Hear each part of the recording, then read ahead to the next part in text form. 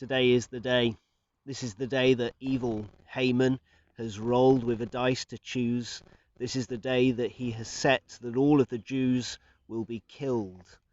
But the king has set a law to replace that previous law, a law that God's people can gather together in order to defend themselves against anyone who tries to kill them. So what is going to happen on this day?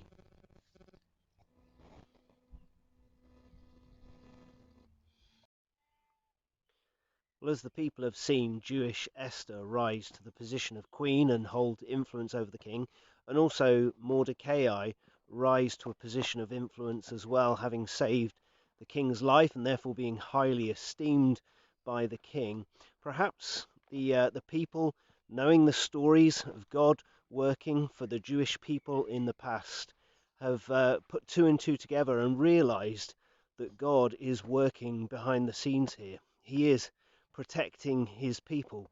And so this fear overcomes lots of the population. Nevertheless, there are a small minority who still want to defeat the Jews on this day, and so they do rise up against them. Nevertheless, the people of God do gather together and defend themselves, and they kill 500 people in the main capital city. And what's more, they kill the 10 sons of Haman, who also tried to rise up in order to destroy them. Even though he is good and loving, God has his enemies in those who hate him and all that he does, not least, of course, the devil himself. But there is coming a day of reckoning when all who are the enemies of God will be defeated. And we know that that victory is a certain one because it's already been secured in Jesus and in his own triumph over death itself.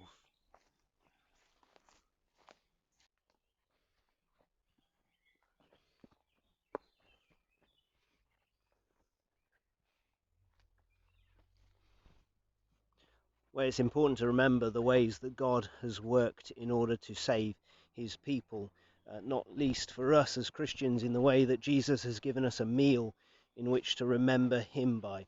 And so the people of God at this time, they set themselves Purim, a way to remember God has saved his people. God has worked in order to preserve his people at this time. 2 days of feasting and celebrating and remembering God's goodness to them.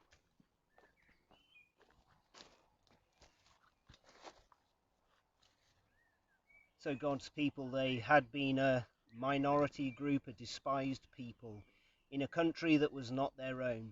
In this new country, they could have been absorbed into the culture and forgotten. They could have been destroyed and defeated in some other way. But God was not going to let that happen. Even though his people are gone from the land, they have not been forgotten by God. And even though God, his name is not present in this book, he is not forgotten from this book. He's very much present and active and saving his people even when their lives are threatened, even raising Esther and Mordecai to these positions of prominence and influence in the palace itself. And this God who saved his people then is the same God who saves his people today.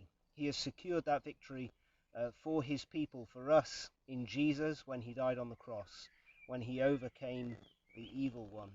But he's also got that victory coming for us when he will take us to be his people, to live with him forever, when all evil will be destroyed. Well, thank you for coming with me through the book of Esther. We've got something very exciting coming next time, so make sure you're subscribed to the channel so that you know when that comes.